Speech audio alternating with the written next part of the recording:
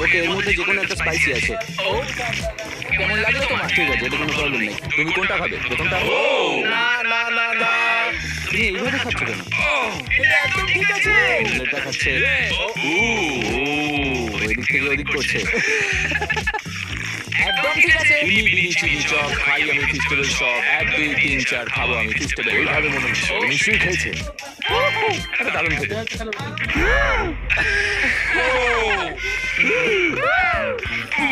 এটা ঠিক আছে, ঠিক আছে। ও খুব ভালো কেমন এটা লাগছে? কেন কেমন লাগছে?